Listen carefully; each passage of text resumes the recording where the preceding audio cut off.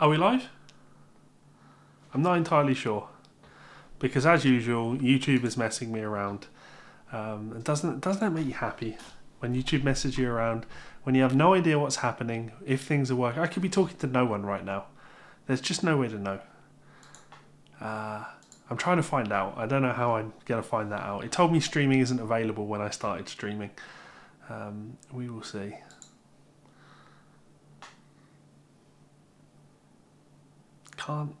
Is it under live? Who knows? Oh, okay, apparently I am live. Let's actually see. Prove it. I don't believe it.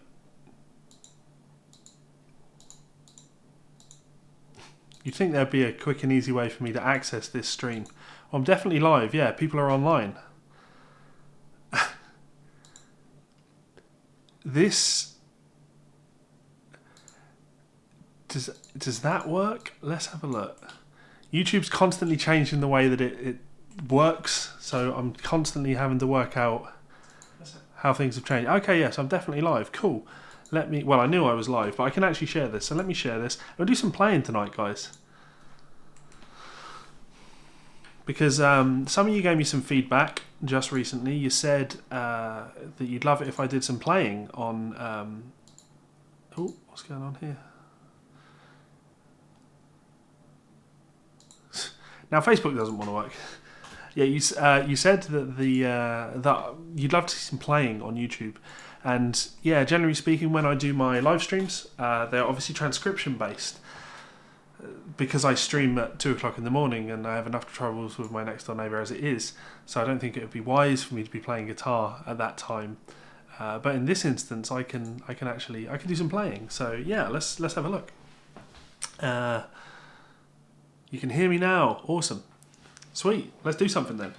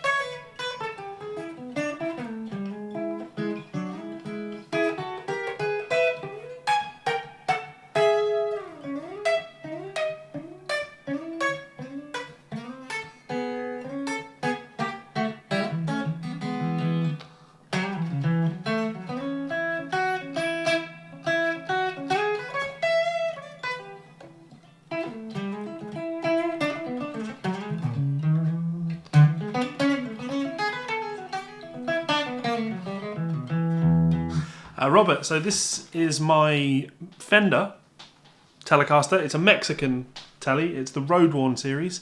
I had Carson Hess make the mounting plate, the Dingus mounting plate, which is a Danny Gatton thing. The pickups are Joe Barden pickups. They're the Danny Gatton set.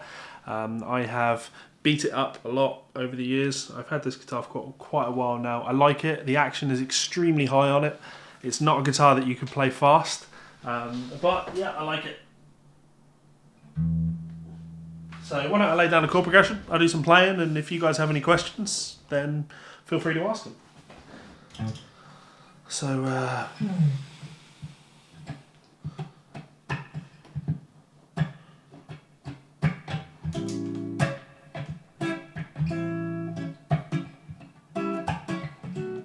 do it at double the speed, that's cooler. 3, 4.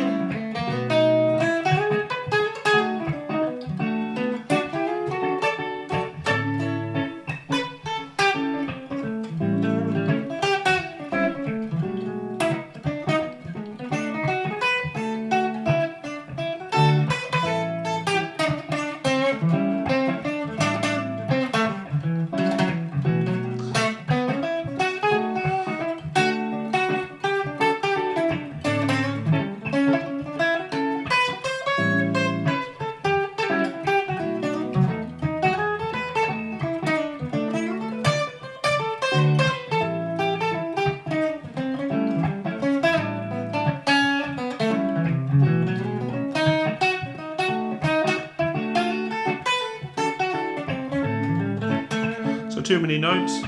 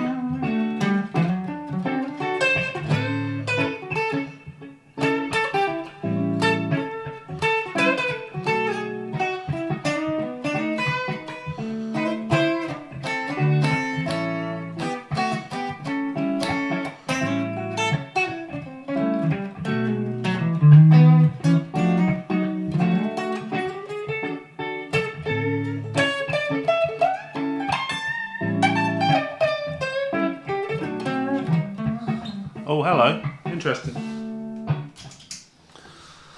So what's going on? Hey Scott, what's happening? Play Wonderwall by Coldplay. I don't know Wonderwall and I've never heard of Coldplay. Thank you, Robert. I don't know how much justice this thing does in the room. There's no real way for me to know. I'm flying blind. I hope things sound acceptable.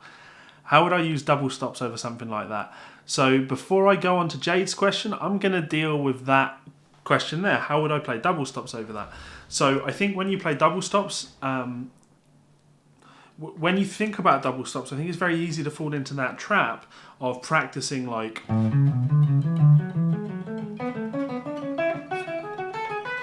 which obviously is diatonic thirds, and then going...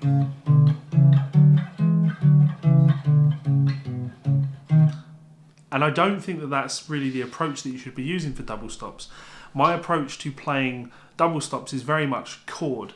So yes, I will play a third, for example, A and C sharp. I will play thirds like B and D.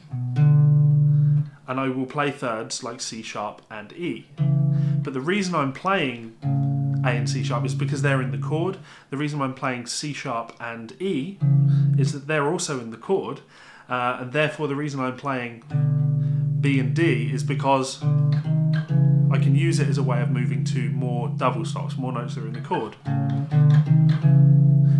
If I want to move on to another double stop, if I were to play a third from that E, you'd have G. And I don't think that sounds cool. I think E and A would sound better because that would be the fifth and the root of the A chord that I'm playing over. So you'd have... Now that's cool to my ears.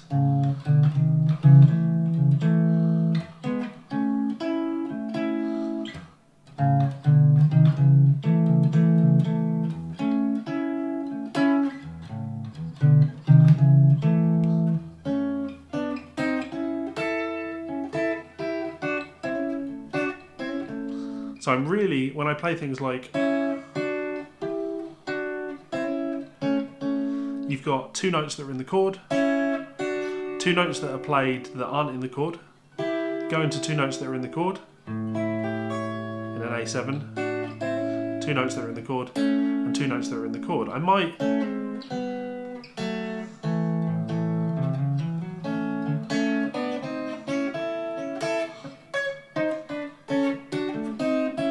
Now when the chord changes to B, I do the same thing.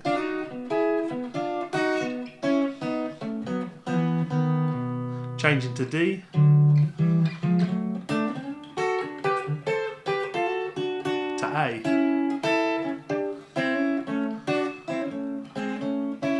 So I can actually play over that entire thing and go... In fact, let me play it slower so you can really hear it. I'm just going to play bass notes.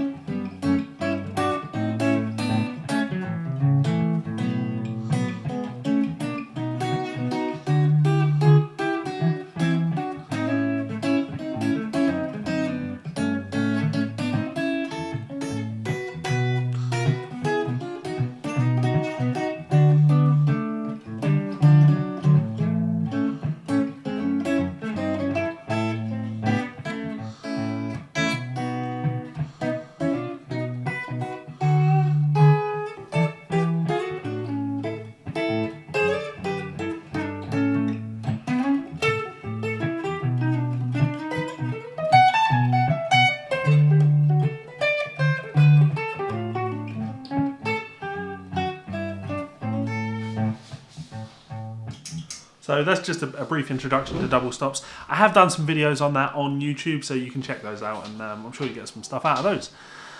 So there you go, Robert Baker, my man, my man. Why have you got a tick over your name? So you an admin? No, you just got a tick over your name. You're verified. There we go. You're verified. Awesome, Robert. Hey Levi, can I get one Dorian? So you want a Dorian vamp? I'll come back to that, Jade. I will do that for you. How much should I love playing with a metronome? I'm not huge on the metronome at all, to be honest. I subscribe a lot to Jeff Berlin's teachings on the metronome.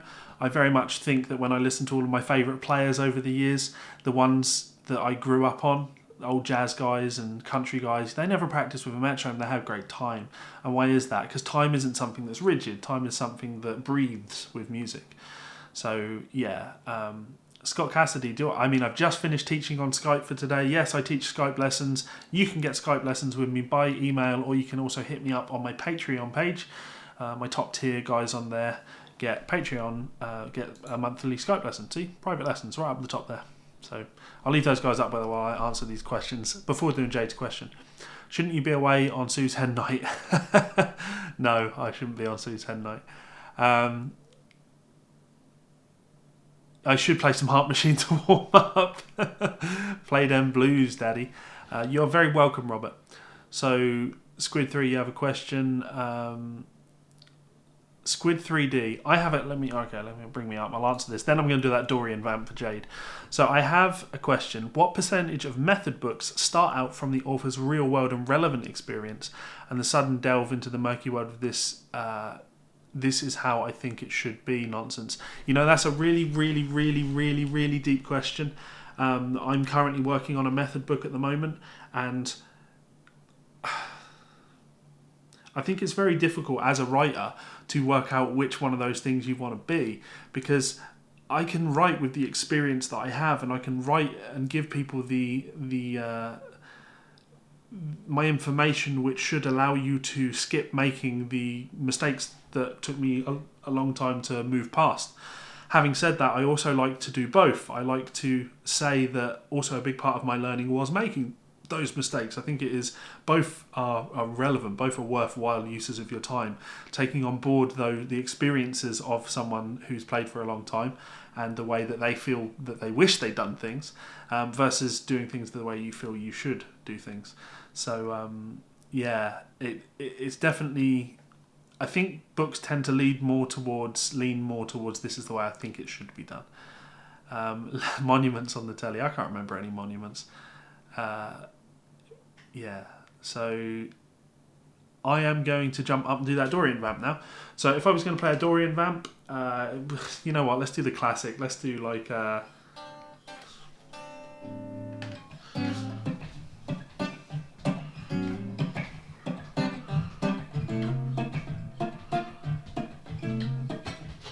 So like a modulating Dorian thing. So we go 1, 2, 3, 4.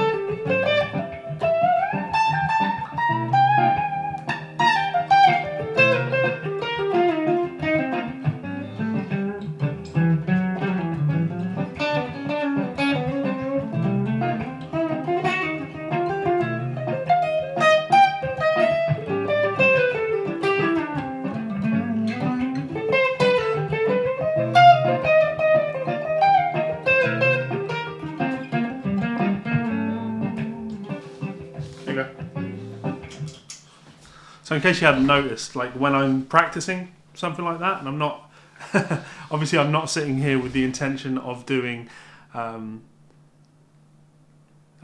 was just checking, sorry, I got distracted there. Damn it, John, you distracted me. So yeah, the focus when I'm doing something like that in a practice session is about long runs, long lines. I'm looking for, it's what I always refer to as ram speed. I want to play long runs of 16th notes.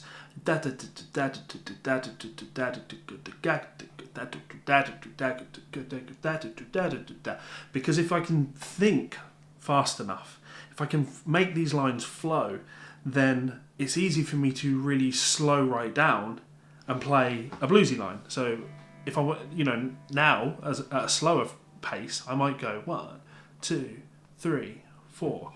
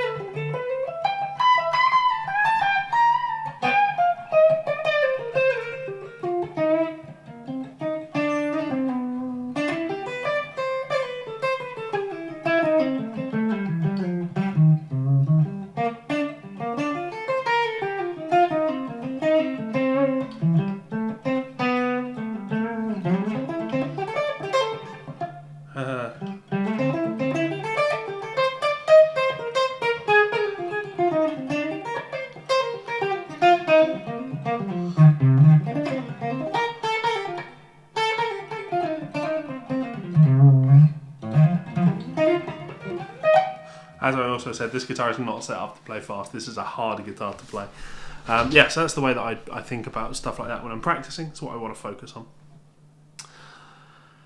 on. The metronome never left Chopin's piano. Interesting. Thank you, Jim. I appreciate that. You find my books excellent in this regard. I do appreciate that, Squid 3D. Well, I think it's really important making people not play bollocks. Like, I think it's really important that you get people to play melodic content. I think it's good that you get people to practice real life musical things, right? If I'm teaching blues, there's no point you going, it's not blues, right? This is blues.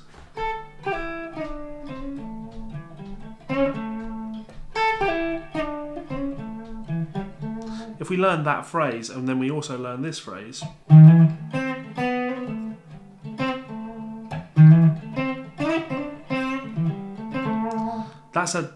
you learn those two things and you've basically learned the scale. If we add in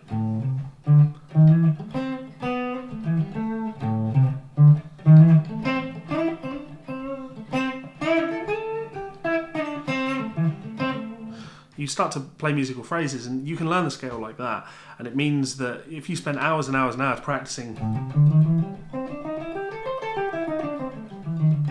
what you're going to do at the end of it, you don't learn that and then magically start playing all these cool bits of vocabulary. You have to hear someone play.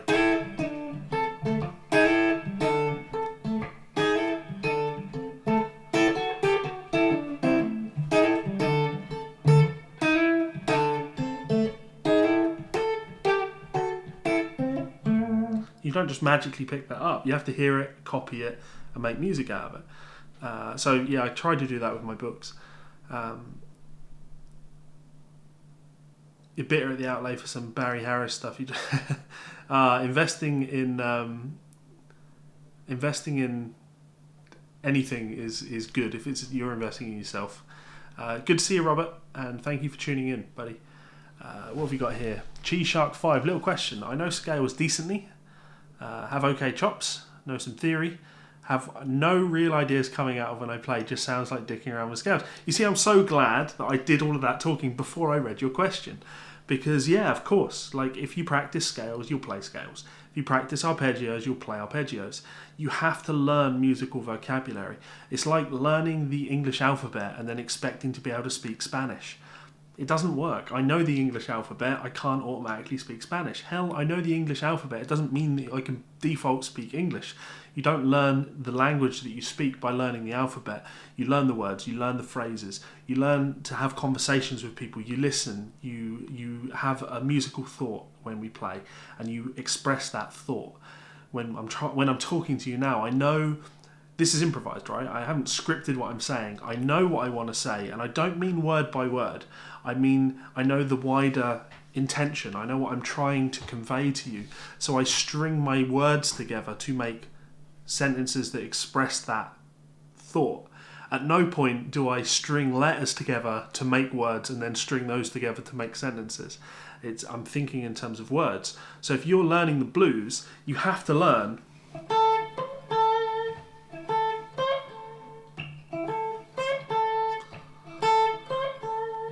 You know, when I went in for my first ever guitar lesson, I was taught the pentatonic scale, and very much the same way that you will have played it.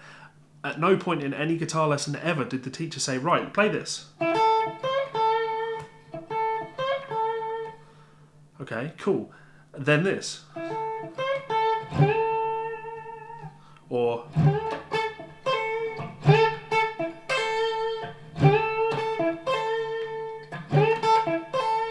Or...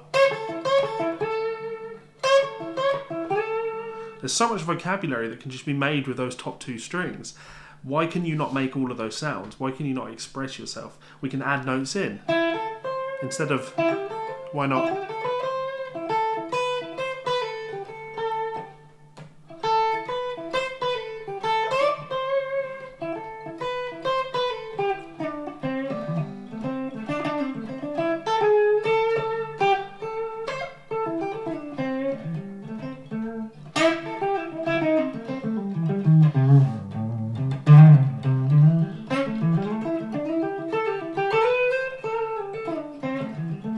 Now, to be fair, when I did that, there's a lot of me playing long streams of notes there, and I don't think that is quite the same as what you're talking about here. You want to be able to play music, right? So, without looking at the guitar, close your eyes, right? Do you know this phrase?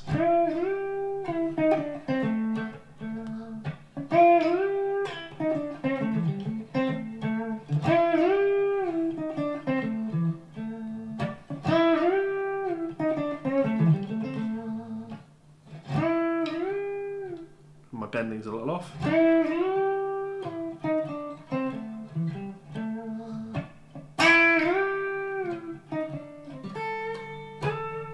Do you know that phrase? And if not, then why would you move past it? You should know that. I can play that phrase and no matter where I am. If I'm here,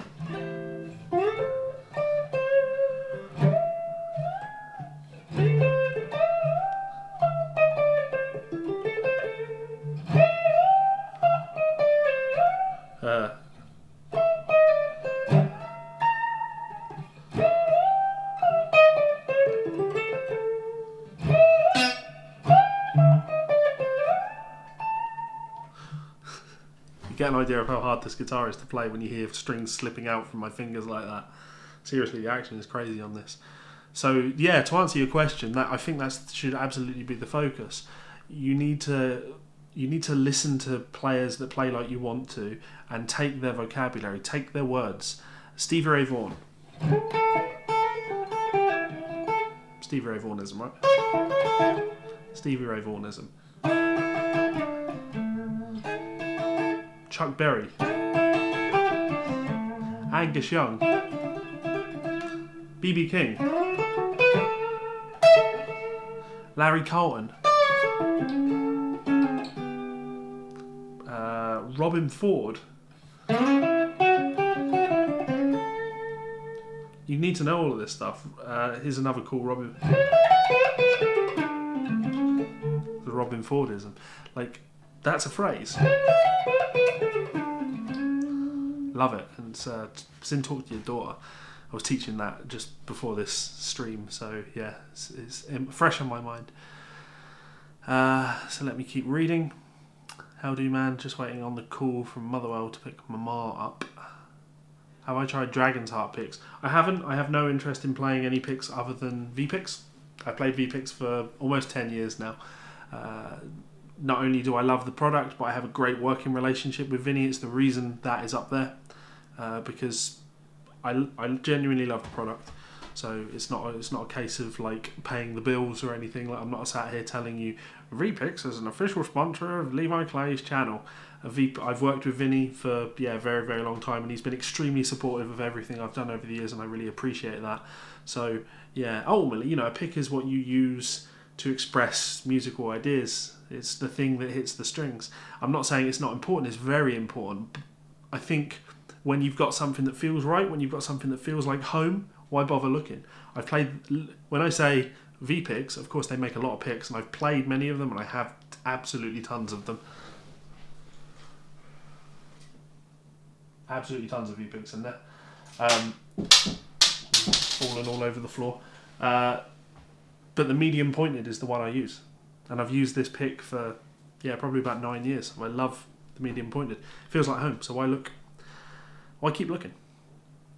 So Kurt gets it. V-picks are the only picks for Levi.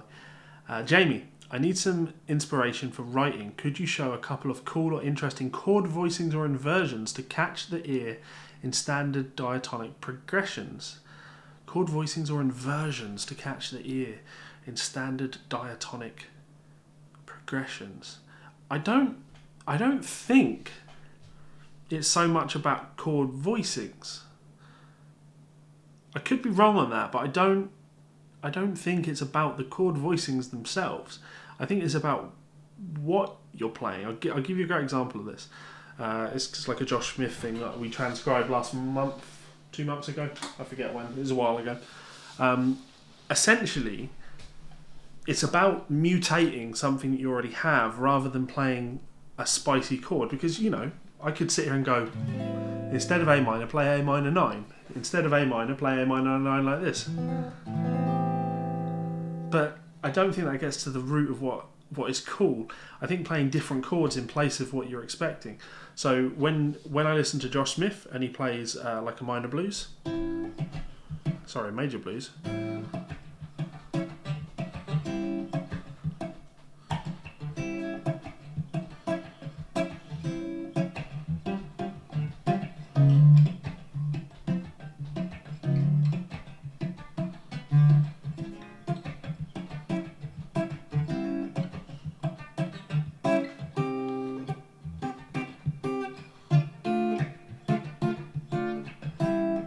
Now you see I did something spicy there. I played A, C minor, D minor to A, because I thought it sounded cool, and it's not, those chords don't belong. C minor doesn't belong there, D minor doesn't really belong there. So for me, Jamie, to answer the question, I'm a lot more interested in taking a chord progression that works and mutating it until it becomes something that does work, but isn't what you expect. The example I often give students of this is one of my songs. When I was writing Leaving London, I lead with melody. I always lead with melody. So as long as your chord supports the melody, I find it much, much harder to write a chord progression, an interesting chord progression, and then create a melody, because it's the melody that ties things together. So when I play Leaving London,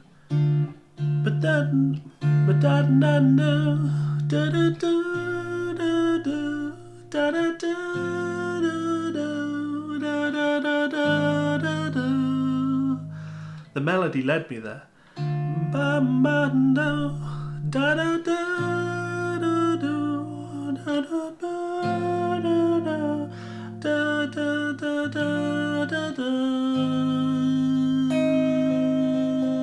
Lean to the third of that A flat chord. It's D minor, B flat, F with an A in the bass, then A flat. Now on its own,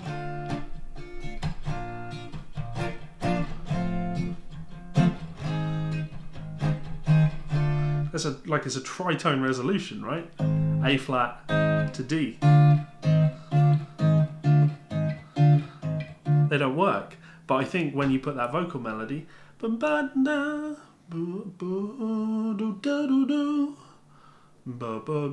it's right in that register that's a bad register for me. I gotta get away, running from a lies, and you can't disguise I'm leaving London. I gotta get away, running from a lies, and I can't disguise I'm leaving London. Yeah, that's how I tend to do things like that. It's leading with the vocal melody and going, where could the vocal melody go from here? I think that's something that guitar players struggle with. Can you play a phrase? And what's it going to sound like if I shift this note down a semitone?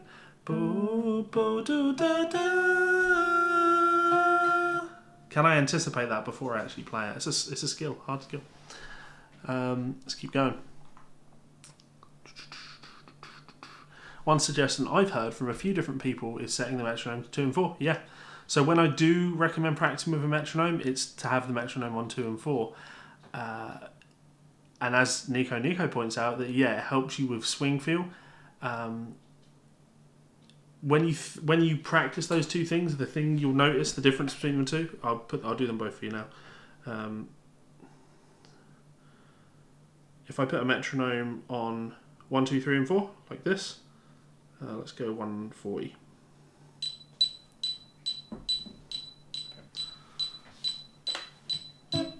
So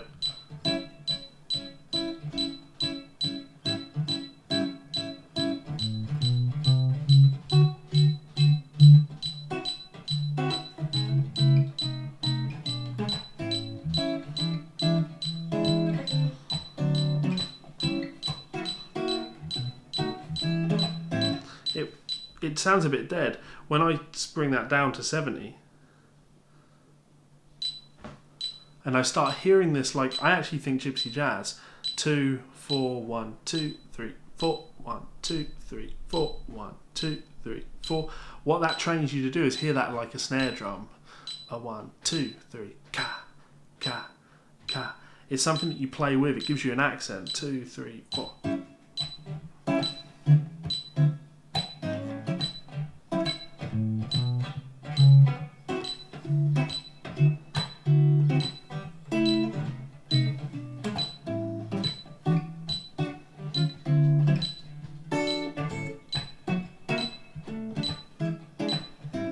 Now I find that that's the hardest timekeeping exercise of all, being able to hear 4, 1, 2, 3, 4.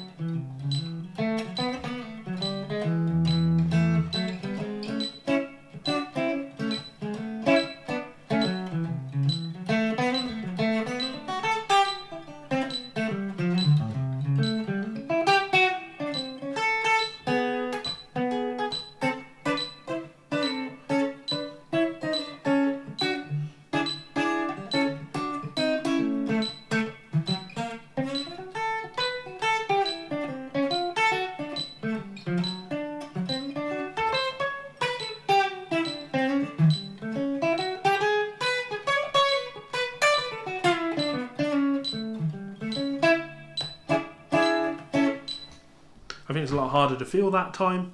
I think it's a better use of your time. Yeah, definitely a better use of your time. So try 2 and 4. Takes a lot of time to get used to, as Nico says, hearing the click on 2 and 4. What I recommend for that is listen to gypsy jazz, where that rhythm guitar part is so.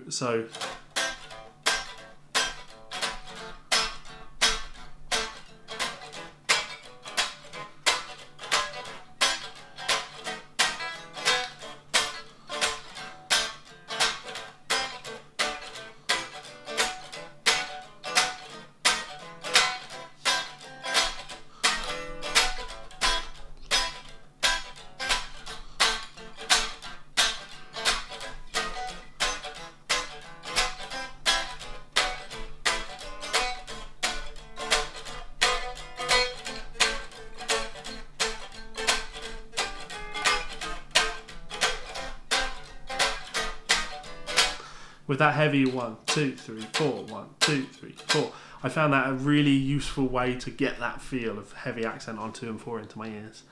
So yeah, recommend that.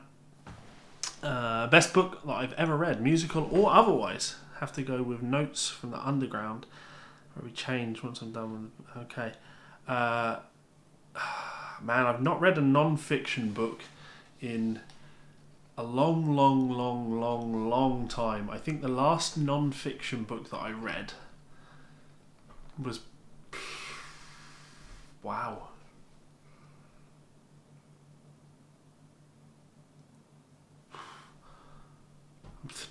It would feel wrong for it to be over 10 years.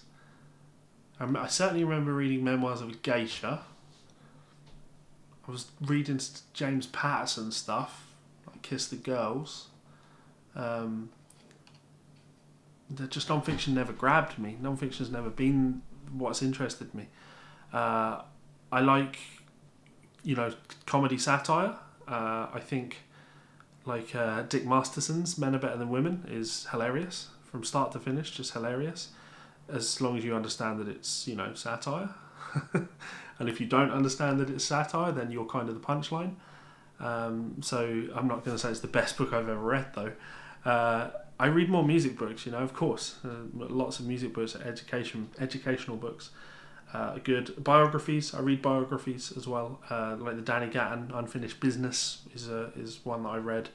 The David Lee Roth Crazy from the Heat. Is it called? Something like the Motley Crue, The Dirt. I read that when I was in college. Brad Paisley, what's that? Diary of a Player. I think that book's called. I've read a fair few things like that. There's the Miles Davis one. That's a funny one. He comes across like a real asshole in that. It's not that I steer clear of non-fiction or that I think I'm above non-fiction. It's just, I think people that read non-fiction read to enjoy themselves. They read to escape reality, whereas I read to learn. I want to expand my knowledge of things rather than escape things. So, sorry that doesn't really answer. Put the metronome on 1, work on what actual time feels like. Jimmy, I will not delete this live stream. I don't delete any of my live streams. This will stay up. So don't worry about that. It will stay up even longer when people start sending me super chats, though. So just so you know.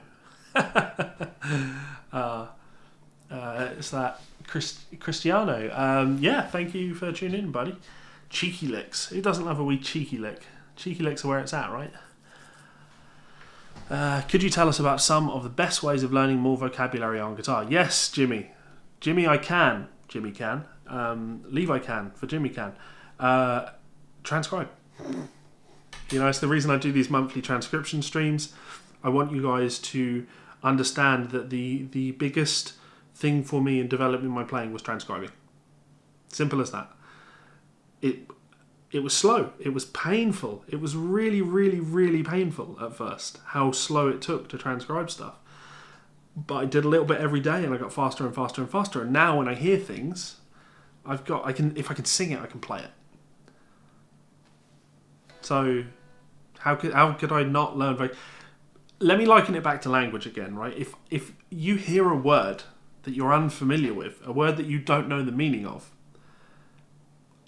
I don't know what word that might be for you. We work in music, but one that you use in music a lot that people outside of music don't come across very often is the word quantize, right? Meaning to shift things so they are in a rigid time. If I say the word quantize to my wife, she understands the English language enough to immediately be able to copy it. Now that's the first step in being able to use the word. First you need to be able to say it. Then you have to understand what it means. Cool. Well, that's easy. I've just told you what it means. With music it's even easier. What does it mean? It means it sounds like this. That analogy doesn't work as well there, but I'm sticking with it. I'm sticking to my guns on that one. Yeah, so transcribe, man. Just transcribe. Keep transcribing. Makes a lot of sense. This is a G-Shock. Definitely need to work on vocabulary in here then, because I definitely haven't learned much music. Thanks a ton. You are very welcome, buddy. Romeo and Petrucci ideas. So that's the. I'm so glad that you said Romeo and Petrucci because it's obviously so different from what I'm playing now.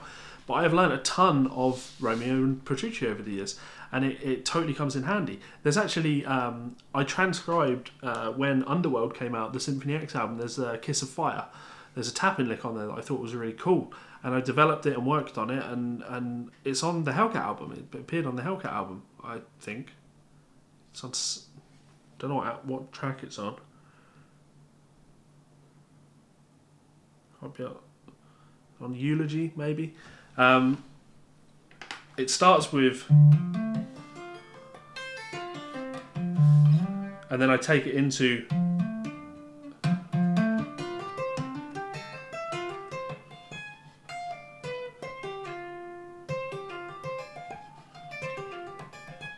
So,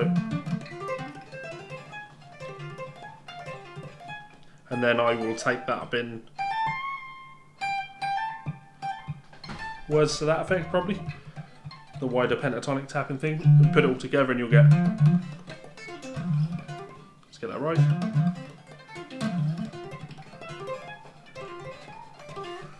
Let's get that right.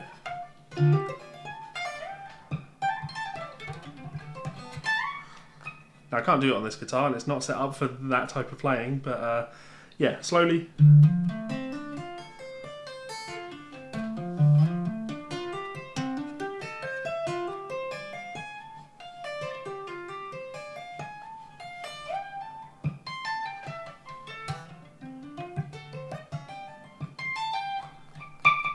Don't have enough frets. Faster. And again.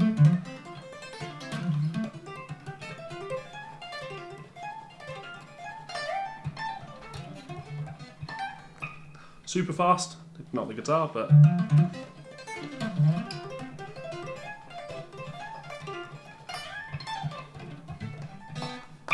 so it's not quite Michael Romeo, but that thing in the middle, that's in the Kiss of Fire solo. He does that in the Kiss of Fire solo. He's higher up, but you know, I took it, understood what chord it was being played over, went that's cool, tried it in some different keys, and then it ended up on my album. So that's how you do it, man. Take Romeo, take Petrucci, take licks, steal them. Here's a funny Petrucci story for you. So Andy James, old friend of mine, Andy James, lick library guy, he did learn to play John Petrucci, in the style of John Petrucci, quick licks, and he did this thing on there, where he's doing like that.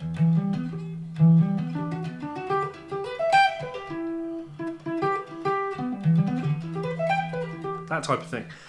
John Petrucci asked Andy for a transcription of the solo because he said, I don't know what that thing that you were doing there is, but I want to learn it.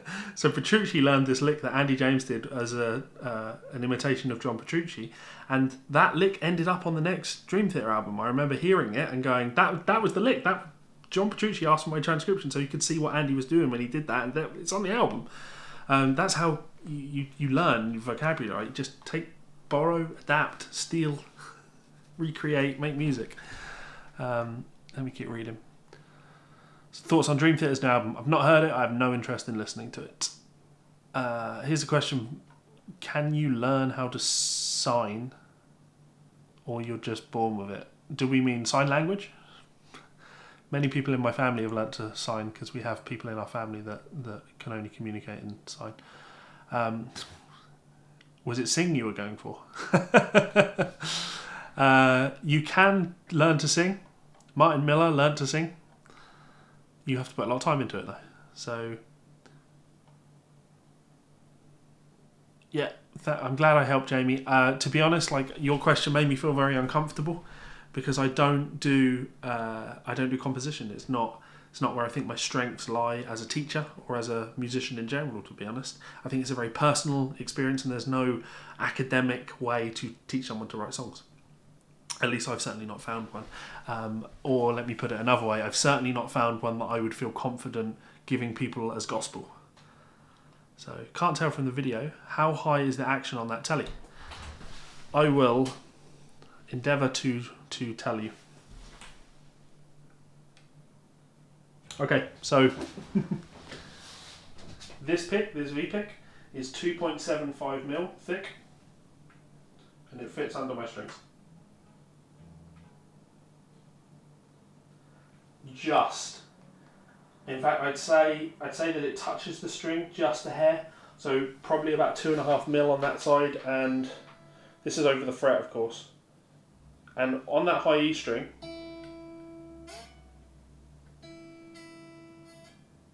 it's probably about 2.5mm. It's really high. I have it really, really high on this guitar because if I pick up my Vigier, I'm going like. I shred on the Vigier or the Mayonnaise because they're easy. This, it forces me.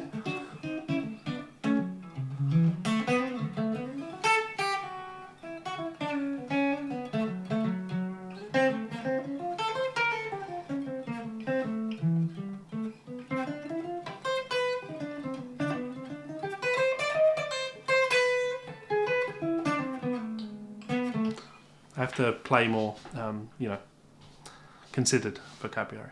So there you go. I know all the chords to turn a girl's head. Yeah, that's how I got married. Malazan, Book of the Fallen. Not sure, but I get that it's a book, but yeah. Can I break down a lick in the Jimmy Herring song Miss Poopy for a video? Can't get enough of your easy way of breaking stuff down. Jimmy is amazing. I will probably forget that, but anyone that is watching this that is one of my patrons, please leave a message of that in my Facebook group, my Patreon Facebook group. I'll bring this up. My Patreon Facebook group, and I will endeavour to check that out. Because, yeah. You learned about escaping reality, quid pro quo, Landreth lookalike. Good old Joey Landreth. 100 Years of Solitude is your favourite fiction. I mean, this has totally been hijacked now. I'm glad everyone's telling me their favourite books, but I can assure you I'm not going to read any of them. Can I show you some tasty licks to play over the 5 chord in a slow blues in A? I mean, define tasty. How slow are we talking?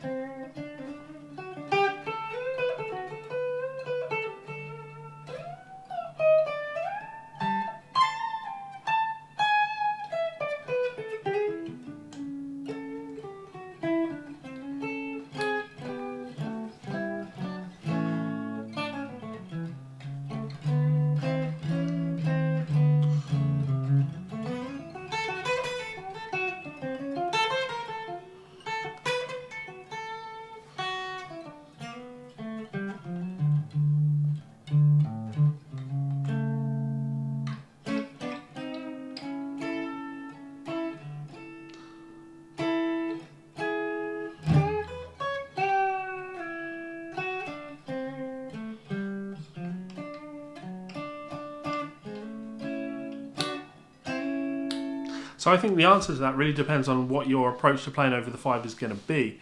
My approach when I'm playing in that type of thing is I'm playing a set of intervals over the A. I'm playing the same set of intervals, but starting on D over the D. And I'm playing the same set of intervals on E, starting on the E. So on the A, I might play. On the E, I'm likely to play.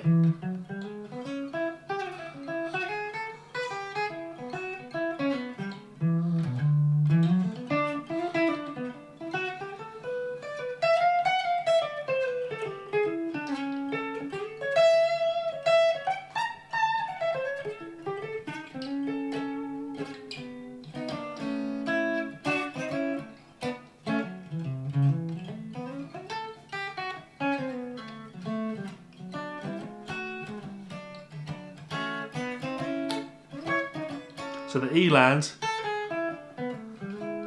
D to the A. So that's my approach.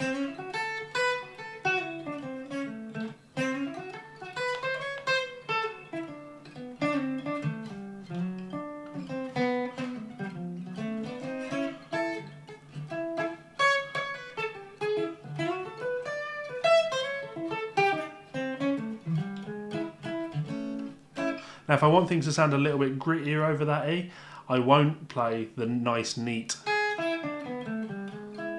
I'll play blues.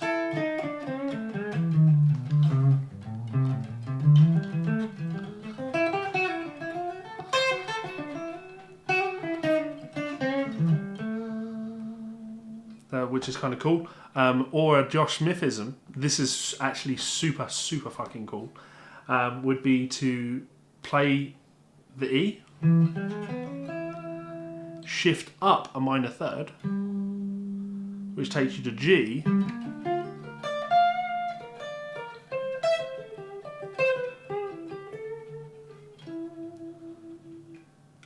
is that?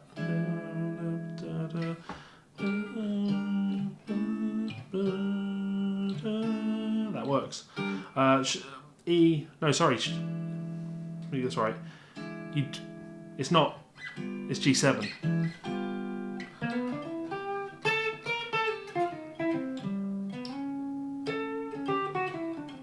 That gives you that backdoor resolution. An even spicier way of doing it would be to play minor equivalents of those. So instead of E, go into G. If you play B minor, go into D minor, and then resolve that to A. That sounds super cool. So instead of going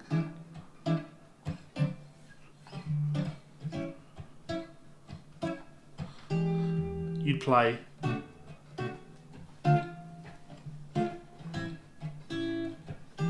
which I think is really cool. You play like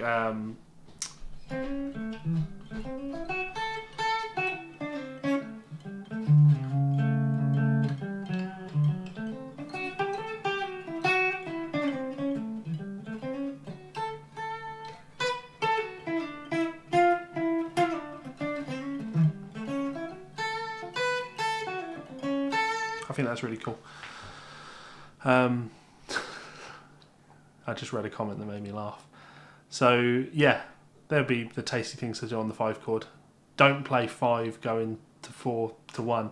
Play 2 going to 4 minor going to 1. Off to Millport on Monday with the boys for a little cycle. Cool. Is that a book or? I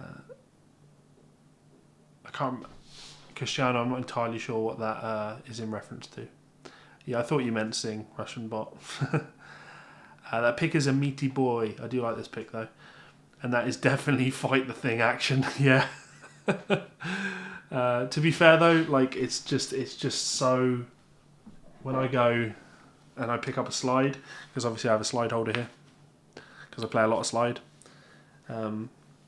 it's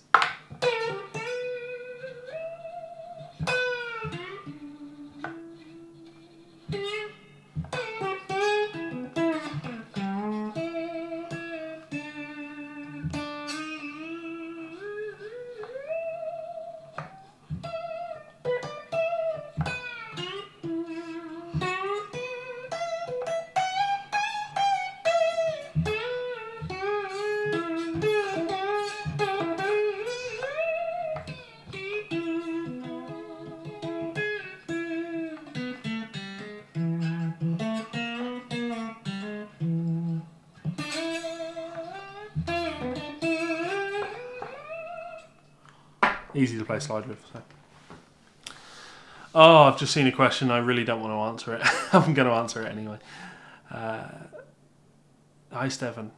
Do I not feel that I'm missing a touch of that country quack with my action so high? Yes, totally, which is why I have other guitars. Want low action? Country twang? I use that. Lick is it in 2 minutes 6 seconds in Miss Poopy. Did it change names? I thought it was Poppy before. No, it's Poopy. Yeah, as I say, someone please get that up in my Patreon group. When is the second hybrid picking tutorial coming out? You know what? I will endeavour to do that in the next 48 hours. Really, really sorry, guys. To be honest, the reason I'm doing this live stream is because I've not uploaded a solo video to YouTube where I'm doing me stuff in so long. Motherwell bound. That's where I am. That's where I'm sat right now. I've not done a solo video. It's just been me talking, playing, teaching in so long because I'm so busy right now, guys. Not just work. Like, I'm selling my house. I'm having to deal with that, the stress of that, which house hunting, solicitors, estate agents. We've just been real busy. And I'm not in a good place mentally as well. It's a struggle to sit and write and make videos. But I know I need to do it. I owe it to my patron, so it's happening. Don't worry, guys, it's going to happen. Always had mad respect for Derek Truck's slide playing. That man's playing is otherworldly. Yeah, I find, and I'm not accusing you of this, monochromatic, I find a lot of people say that, and they say it because they've seen one or two videos. If anyone out here is listening to this and hearing me say this, and you've not listened to Derek Trucks doing his thing, go and listen to his music. Just go and listen to his music. Put on Joyful Noise, the album Joyful Noise. This is such a good album. Or if you want something newer, something like Already Free. Starts with the track Down in the Flood, and when the guitar solo in that kicks in, like if it doesn't hit you like a punch in the chest here. When I first heard that, it was hearing that was the new album at the time. That was the thing that made me take a step back and go, you know what? I've made a terrible mistake in my playing. This thing hits me in the chest, and I can't explain why. And I'm being honest with myself. I know that I have no ability to hit people in the chest in the way that this music has hit me in the chest.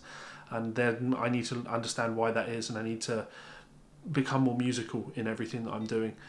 Play things that people would want to sing, etc. Still, obviously, a lifetime to go before I'm Derek Trucks punch you in the chest.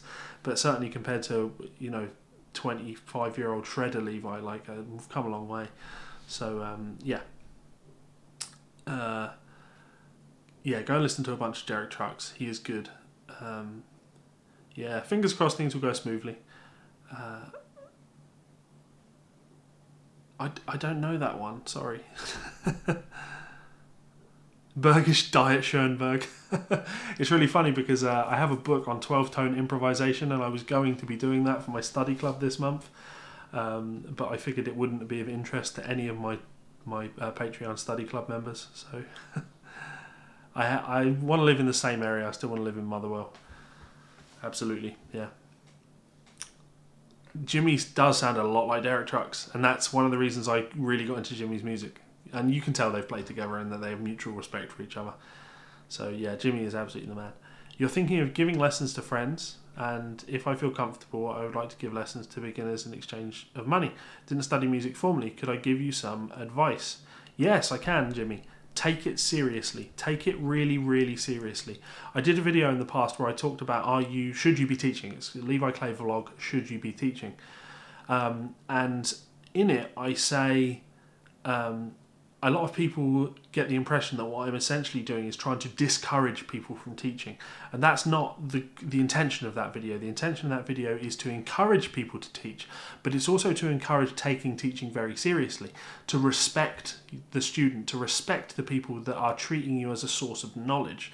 So it's not that you need to know the answer to every single question, but you should never be in a position where you're teaching people where there's a possibility that you might need to blag your way through it.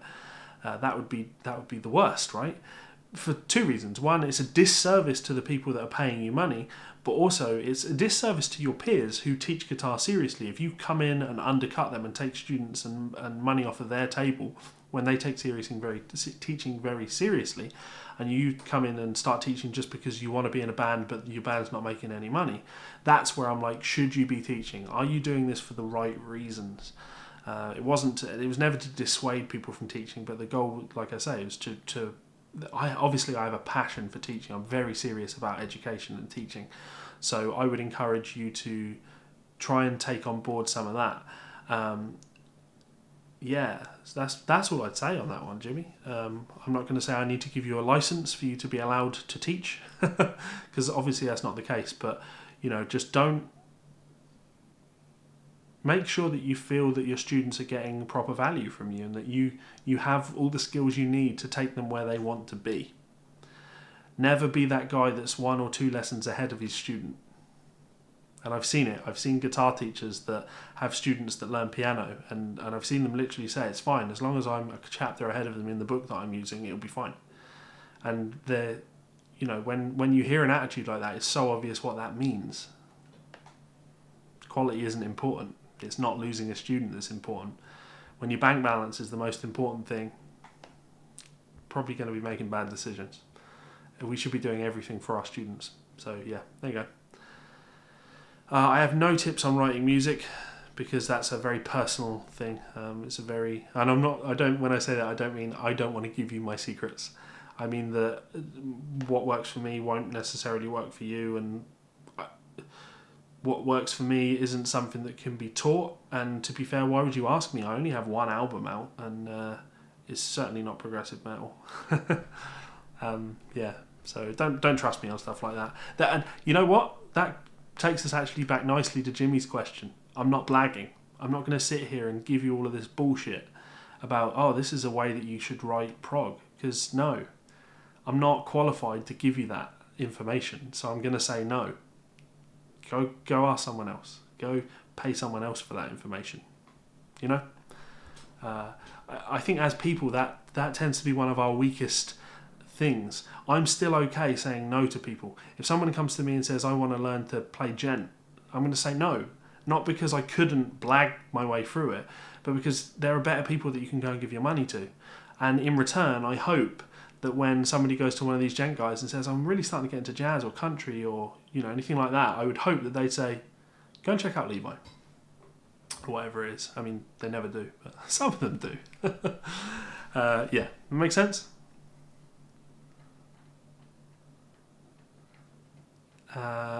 Nick Johnson's new album hits me in the chest. I've not checked it out. I probably should. Landriff Bros really revitalised. Like, yeah, definitely, man. Joey is incredible. Ariel Posen, incredible. Be honest, be invested, be on time. Yep. Yeah, be honest, be invested. Yeah, that suits me. Thank you, Jimmy. Appreciate it. Saw my video. Should I be teaching? Take it to heart when you say, yeah. Yeah, that's the best advice I can give you.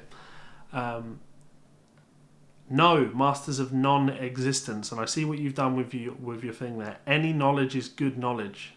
Is not the case. Is not the case. Any knowledge is not good knowledge. True knowledge is good knowledge, but I can point you on YouTube in the direction of many guitar teachers that are giving away bad information, incorrect information. And you having that knowledge is not only not of use to you, it's a detriment for you to know it. Here's a perfect example. Parallel versus derivative modal theory.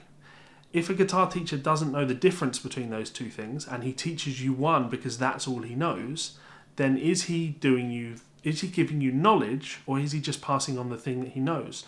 And are there roadblocks in his own playing that he hasn't overcome yet?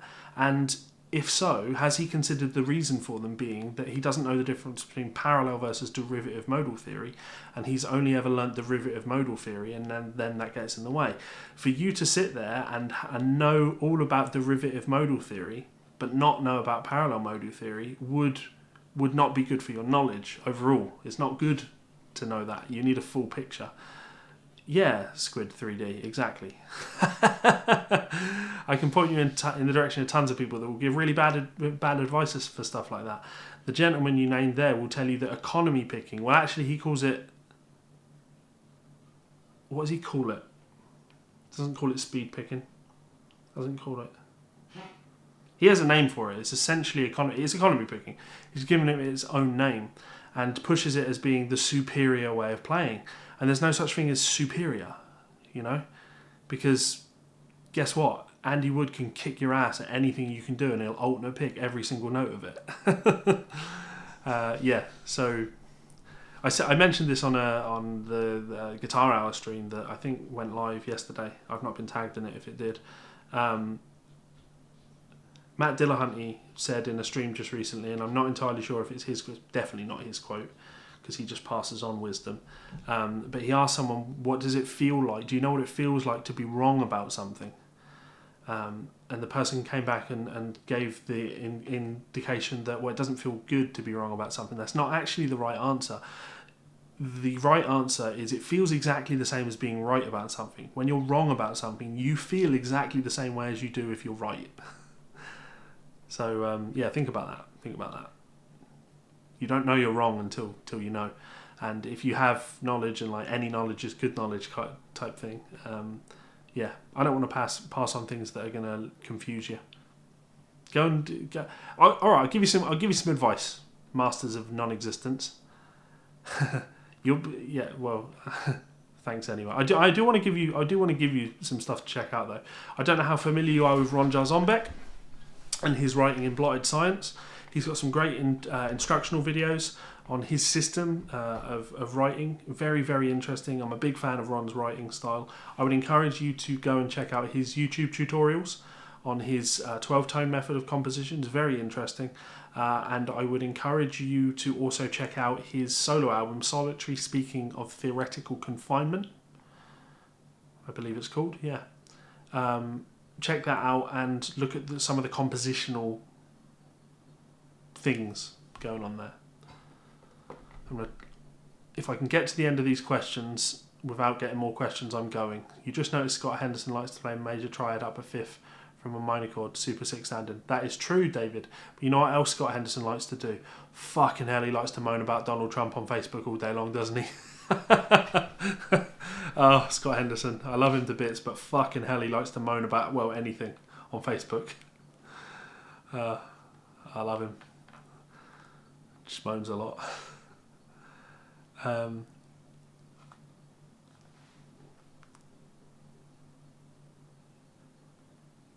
I did know that Nietzsche wrote music. Yeah.